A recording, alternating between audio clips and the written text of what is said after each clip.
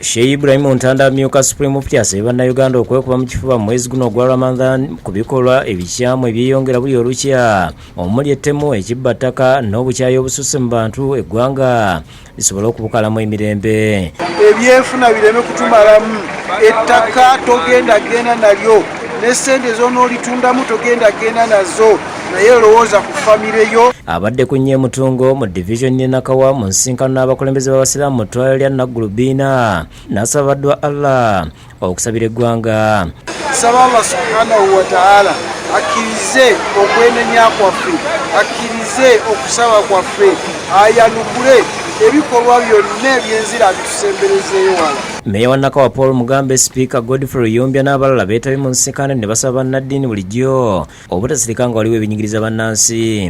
Era asaba abasiraamu mwenna ekisibo kino kitugenda okugendamu tufeeyo nnyo okulaba nga tulina kye tugattako ku buyisiraamu bwaffe. Sale nnyo netaaga okuyita Allah atubeere mu kiseera kino.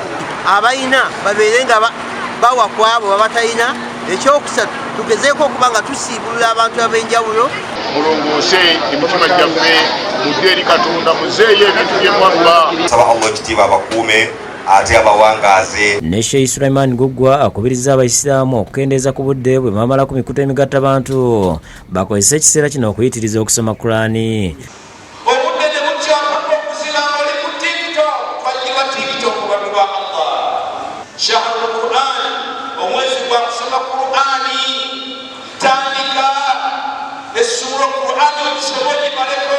Guggwa abadde akulembedde mu juma esookedde ddala mu mwezi gwa Ramadan ku Masjid Sidiki ku Kaitunsi mu Kampala. Omuntu anasiiba omwezi gwe mukakafu g'okusiiba n'agondera amateeka g'obusiibi kulayira Allah nga nabbi mujulizi ti Allah ajja kusiiba amasaabiko.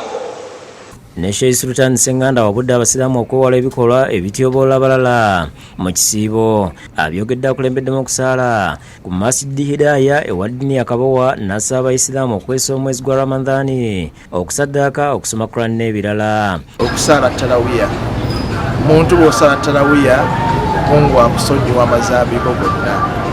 Ekyokutaano omuntu okusoma Qur'an omwezi guno ogwa Ramadani mwezi gwa Qur'an. Oluvannyuma baweereddwa ebintu ebyenjawulo ebikozesa omulamu obwa bulijjo omuli sukaali okuva ku kitebe kya Libya mu ggwanga nga Hajat Sofia Kenyanji atwala abakyala abayisiraamu ku kitebe kya Uganda Muslim Supreme Council bw'alambulula. Nasase mu Libyan Embassy be batuwadde emmere eno nga tulina okutuwa abantu balyeko basiibulukuke. Mu ngeri y'emu Sheik Ibrahim Ahmed Sultan asinkanya abakulembeze abatwala ekibiina ky'abayisiraamu ekya Union of Muslim Councils of East, West, Central and South Africa. Abakulemberwa Ssaabawandiisi waakyo Sheik Rashid Harun Kasangaki.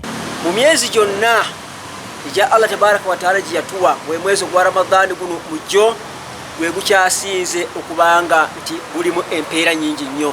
Buli muntu weefeeko ow'otulo twerabire ow'omuzigiti gubeeremu. Ensinkano ebadde ku kitebe kyabwe Kolongo omubaka wa Libya Sheik Ibrahim Imran bin Sultani yeebaza gavumenti ya Uganda olw'emirembe.